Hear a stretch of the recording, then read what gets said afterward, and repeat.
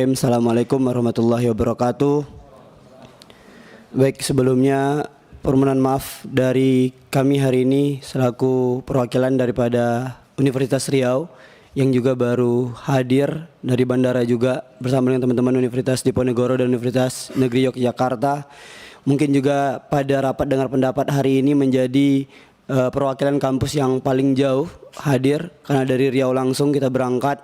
Tentu kita berangkat tidak hanya sekedar untuk ikut-ikutan hadir di rumahnya rakyat ini, tetapi kita tentu membawa harapan besar bahwa hari ini permasalahan terkait dengan IP dan UKT bisa mampu diselesaikan. Kebetulan juga 2 hari yang lalu pimpinan Komisi 10 yang hari ini kita banggakan, kita di Undri juga sudah menyampaikan dengan langsung kepada Ibu Rektor terkait permasalahan yang sudah ada. Tetapi kita masih melihat banyak sekali kerancuan yang mungkin juga sudah disampaikan oleh teman-teman sebelumnya yang juga berkaitan dengan Permendikbud nomor 2 tahun 2024. Kalau kami di Undri itu, Bapak Ibu pimpinan yang saya hormati, izin menyampaikan sebelumnya ketika Permendikbud ini masih belum ada, kita itu UKT kita hanya sampai golongan 6 Bapak Ibu, sampai golongan 6. Tapi setelah adanya Permendikbud nomor 2 tahun 2024 ini, UKT kita dibuka sampai golongan 12, 2 kali lipat besarannya. Maka dari itu kita izin menyampaikan bahwa hari ini sudah tidak logis lagi kami yang mungkin secara letak geografis cukup jauh dari ibu kota merasakan UKT itu sangat tinggi sekali Bapak gitu. Sangat tinggi sekali. Walaupun kemarin kita juga sudah mendengar respon daripada pimpinan rektor bahwa ada kebijakan internal yang diambil untuk mengurangi sampai UKT 7 atau di beberapa jurusan atau fakultas seperti kedokteran keperawatan ditekan dari UKT 12 dari golongan 12 menjadi golongan 9. Namun tetap pada ujungnya adalah pimpinan kampus melempar kembali kepada kementerian. Dalam artian kita melihat tidak ada sinkronisasi baik daripada peraturan Permendikbud nomor 2 tahun 2024 kepada pimpinan perguruan tinggi yang hari ini menjabat di seluruh Indonesia. Karena kita lihat sejalan dengan ini teman-teman yang hadir juga punya masalah UKT-nya masing-masing. Kita melihat itu Pak, Bu, mohon maaf sampai pada tahap penentuan UKT tersendiri itu tidak fleksibel dan tidak mencerminkan keterbukaan. Bahkan teman-teman yang mungkin calon mahasiswa baru secara ekonomi keluarganya yang cuman 2 juta per bulan itu dikenakan UKT 8 Bapak Ibu. UKT 8 di Undri itu angkanya 8.700.000. Jadi secara hitung-hitung saja perlu 4 bulan gaji orang tuanya baru bisa membayar UKT si anaknya gitu. Maka juga kita mendapat laporan dari teman-teman Camaba di Undri, calon mahasiswa baru di Undri, atas dasar adanya sinkronan baik dari Permendikbud, arahan daripada kementerian, kemudian juga keputusan daripada pimpinan kampus yang hari ini menjabat di Undri, kita melihat hampir 50-an mahasiswa melaporkan untuk tidak lanjut sebagai mahasiswa baru. Hampir 50-an calon mahasiswa baru menyampaikan bahwa tidak bisa lanjut sebagai mahasiswa baru dikarenakan UKT yang tersistem itu tidak sesuai dengan ekonomi mereka karena gelombangnya sampai 12 dibuka oleh kampus itu sendiri.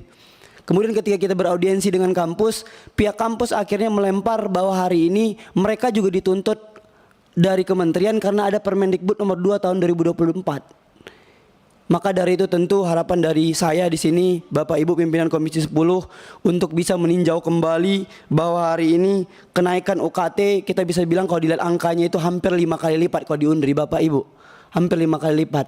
Mungkin narasi daripada pimpinan perguruan tinggi Undri tidak mengenai kami, saya yang mungkin dari angkatan 2020 sampai 2023, tetapi mengenai calon adik-adik kita, calon masa depan bangsa yang nantinya akan masuk di kampus-kampus yang hari ini kita punya di Indonesia.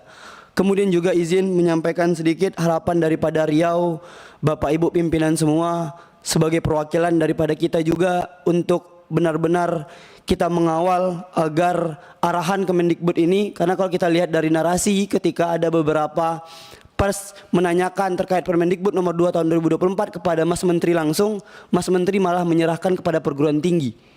Padahal kondisinya di perguruan tinggi kita juga tertekan atau terbatasi oleh peraturan atau Permendikbud nomor 2 tahun 2024 tadi berikut dengan Kepmendikbudnya. Maka dari itu kalau dari saya izin sedikit saja, intinya adalah ketika Permendikbud nomor 2 tahun 2024 ini lahir, muncul, itu sangat menimbulkan pro dan kontra, terkhusus kami yang hari ini di UNRI dan di Riau, kita menyampaikan bahwa kalaulah peraturan ini tidak ditinjau kembali, mungkin ke depan calon mahasiswa baru atau anak-anak bangsa yang ingin berkuliah di UNRI itu akan memupus atau menutup besar-besar atau menutup rapat-rapat daripada harapannya untuk berkuliah karena angka UKT yang sampai pada golongan 12. Barangkali itu dari saya izin menitipkan pesan kepada Bapak Ibu pimpinan semuanya.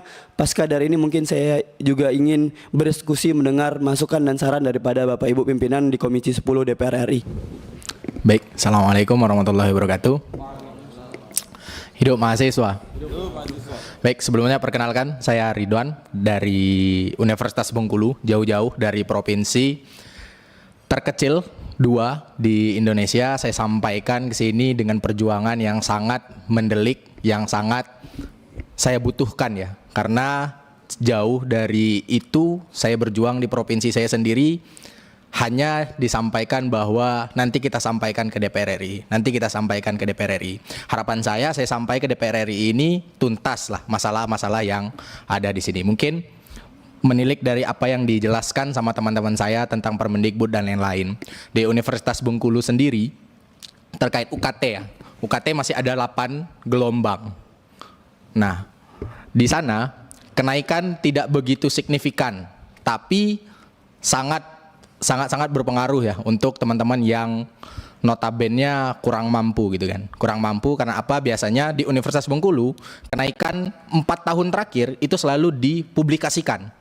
Jika ada kenaikan, memang kalau 4 tahun terakhir naiknya hanya 20.000, 30.000 dan lain-lain. Tapi tahun ini itu tidak dipublikasikan.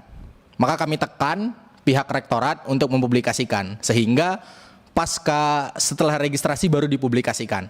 Nah, itu kan ketidakjelasan pihak rektorat yang ada di Universitas Bengkulu.